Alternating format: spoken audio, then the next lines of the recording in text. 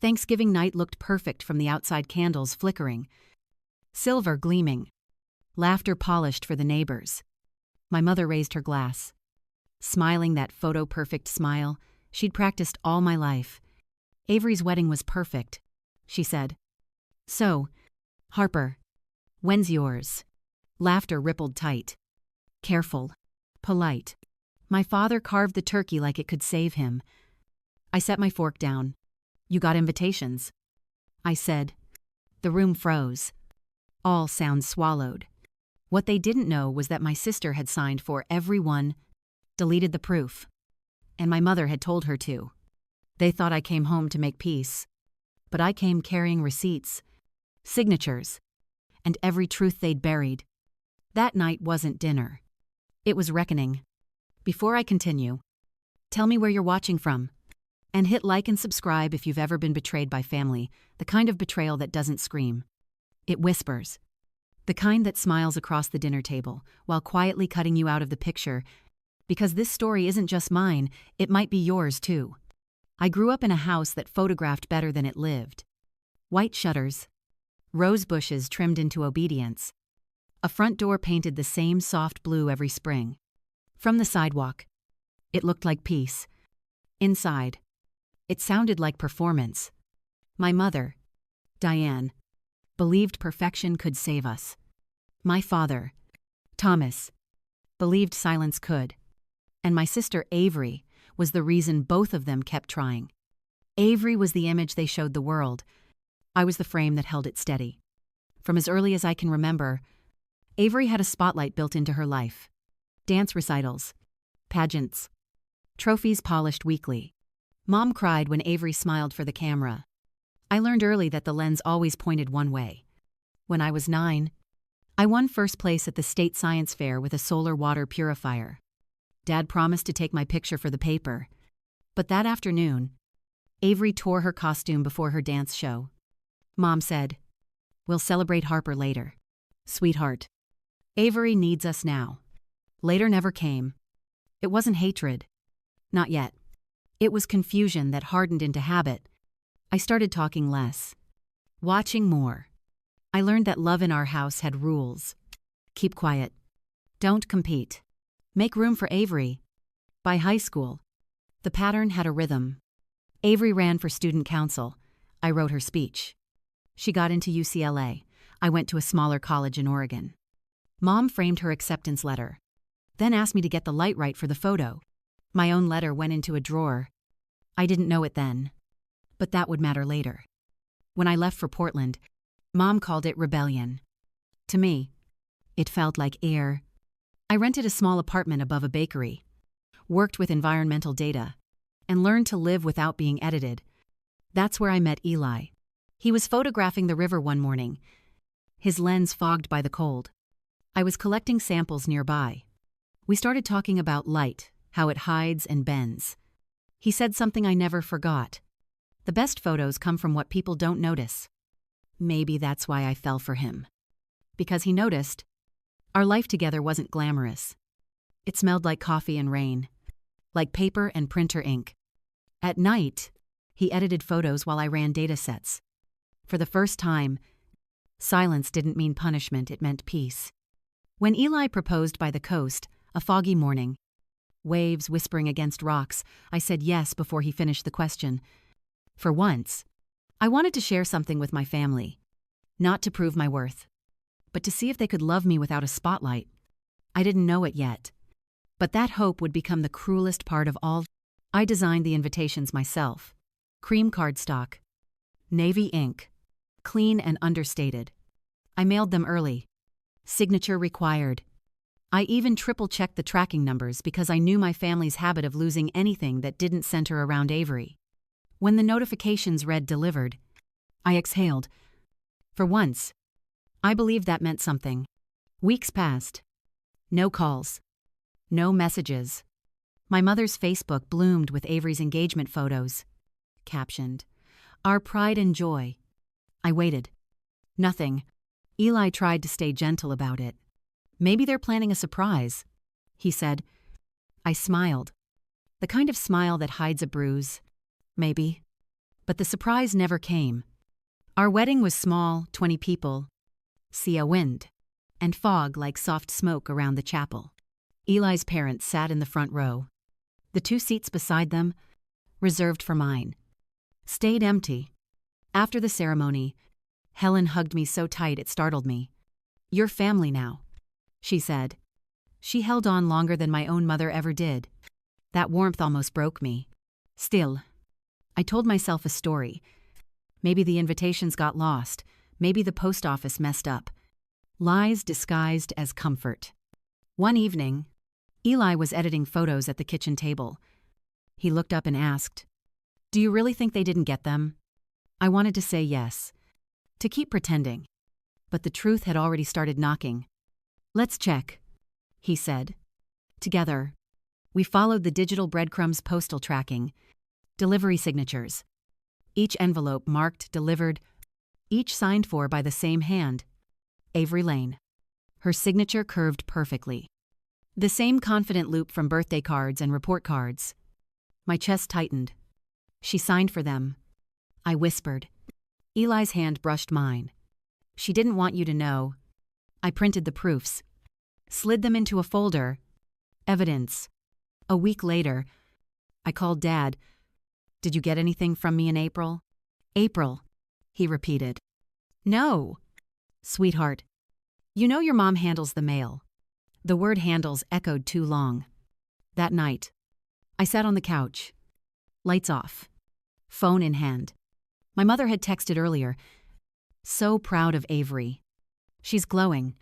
No mention of me. No question about my life."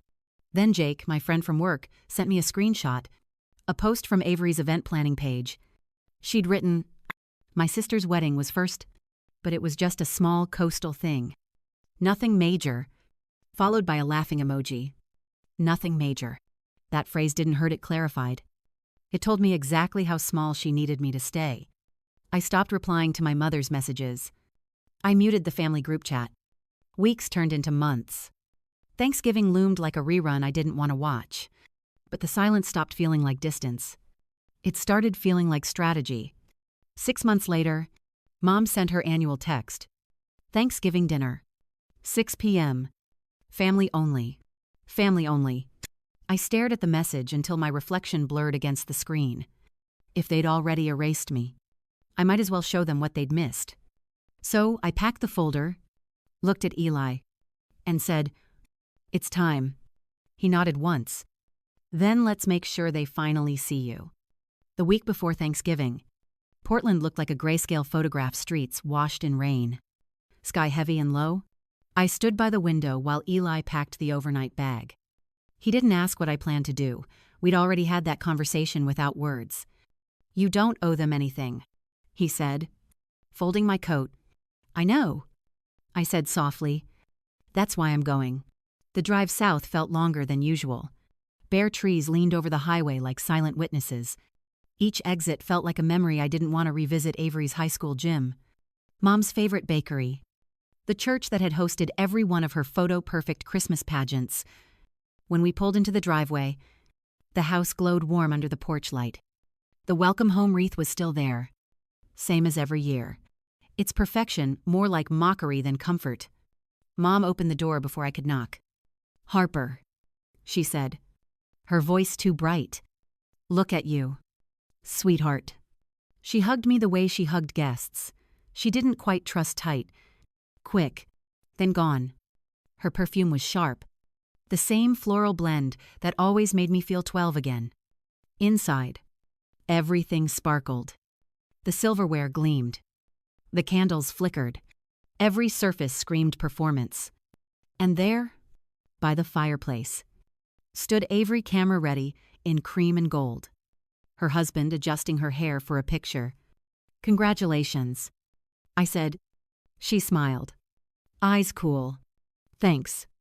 Sorry we missed your wedding. Things got hectic." "Yeah," I said. "I noticed." Mom's voice filled the silence. "You two sit. I made your favorite pie." I didn't remember having a favorite pie. Dinner began the way all Lane dinners did, praise for Avery. Poulet de notes for everyone else. I kept my head down. answering questions about work like a guest in my own family. At one point, Mom asked Eli about his photography. "You take beautiful pictures," she said. "Maybe one day you can shoot Avery and Ryan's holiday card." I waited for the joke. But none came. When the plates cleared, Dad poured coffee, eyes avoiding mine. He always avoided mine when Mom spoke too loudly. Then Mom turned to me, voice light. "So, Harper, are you still working on all those computer things? Data analytics?" I corrected. "Right," she said, waving her hand. "Such complicated stuff. I could never do that. You've always been the practical one." The practical one, translation. The unremarkable one. I caught Avery glancing at her phone, smiling at a message. She didn't show anyone. I wondered if she was texting about me. Later, when everyone moved to the living room for drinks, I stayed behind in the dining room. The candles burned lower, throwing long shadows across the tablecloth. My folder sat in my bag under the chair, heavy like a heartbeat. Avery appeared in the doorway. "You look tense," she said, sipping wine. "Just tired. Still dramatic," she teased. "You really should let things go." I met her eyes. "Funny. That's what you said about my wedding invitations." Her smile faltered for the briefest second. "What are you talking about?" I shrugged. "You'll see." She laughed, high and brittle. "Mom was right. You hold grudges like it's a hobby, and you erase people like it's a skill," I said quietly. For a moment, her mask slipped. Then she turned away. "You're insane," she muttered, and walked out. I sat there in the dim light, the sound of her heels fading. My hands were steady. For the first time in years. That scared me in the best possible way. Tomorrow, I thought. Tomorrow. We stopped pretending. Morning crept into the house wrapped in fog and the smell of cinnamon candles, Mom's favorite brand, the one she used every Thanksgiving. I could almost hear the script she rehearsed every year. Family first. No matter what. From the guest room window, I watched her set the table through the glass reflection. Every plate perfect, every napkin folded like origami. I remembered being 8, getting scolded for folding them wrong. People notice details. "Harper," she'd said. Now, I was the detail they'd erased. Downstairs, Avery fussed over the centerpiece. "Mom likes symmetry," she said, moving one of the candles an inch to the left. "I know," I said. "I grew up in her symmetry." She smirked, still sarcastic. "You should really work on that." I smiled faintly. "You should really work on empathy." Her jaw tightened. But she didn't answer. Guests trickled in, neighbors. Distant relative. People who knew the Lane family only from holiday cards. Compliments about Avery's wedding floated around like perfume. "That dress. That venue. You must be so proud." "Diane." Mom beamed, waving her hands. "It was flawless. She's always been our shining star." I stood near the window. Invisible. My reflection, the only proof I was there. Ellie approached quietly, holding 2 glasses of wine. "You okay?" "Not yet," I said, "but I will be." Dinner began. Silver clinked against porcelain. Voices overlapped. Laughter filling the spaces where truth should have been. My mother raised her glass. "To family," she said. "And to Avery, for making this year unforgettable." Everyone cheered. I didn't. When the noise died down, she turned to me. "And Harper, maybe next year will be your turn." I met her gaze. It already was. The room faltered. A few guests looked confused. Avery's hand froze midair. Fork poised like a weapon. "What do you mean?" "Sweetheart," Mom asked. Voice too sweet. "I mean," I said calmly. "My wedding was 6 months ago."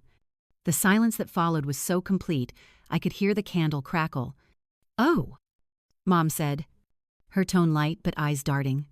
"We never got an invitation." I tilted my head. "Did you?" Avery's throat moved in a tight swallow. "You're mistaken. Harper, we never saw. I cut her off with a small smile. Don't worry. I kept all the receipts.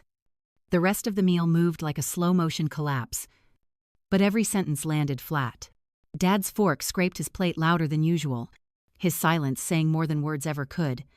After dessert, I stepped outside to the porch. The air was cold, sharp with pine and smoke. Steadying my hands, behind me, the screen door creaked open. It was Dad.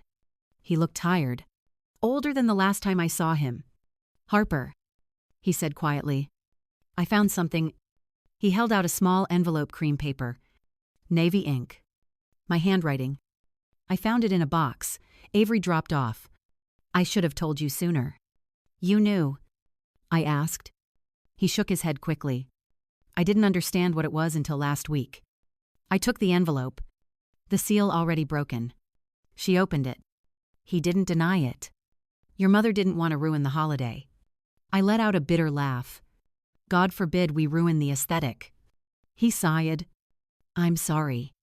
Don't be, I said, slipping the invitation into my coat pocket. Just don't pretend anymore. When I went back inside, Avery was already watching me. She must have seen the envelope in my hand. For the first time, she looked nervous. Mom stood at the head of the table, trying to reignite the mood. Let's all sit down, she said, voice trembling just enough to betray her control. We're family. That's what matters. Family. That word used to comfort me. Now it sounded like a warning. I took my seat. My hands were steady. My heart beat calm. The truth was loaded. Waiting.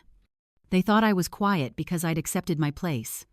They didn't realize I was quiet because I'd already won. The candles trembled as if they knew what was coming. The table glowed gold and soft, like a painting that was about to burn. My mother tapped her glass, the familiar signal for attention. Before we eat dessert, she said brightly, I just want to say how thankful I am for this family. For love, for forgiveness, for the year Avery made us all proud. The words landed like glass splinters. I picked up my phone. Funny, I said quietly. I don't remember being forgiven for something I didn't do. Forks froze.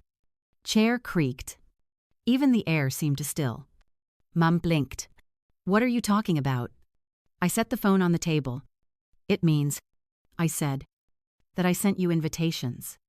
For my wedding. You got them. Avery's fork slipped from her hand, hitting the plate with a sharp clang. That's not true. I tapped the screen. White light spilled across the tablecloth. 4 packages. 4 signatures. All received. The image appeared Avery's looping signature at the bottom of a delivery receipt, dated April 23rd. Mom's hand went to her chest. There must be some mistake. I shook my head. No mistake. I tracked everyone. Avery's voice rose, thin and cracking.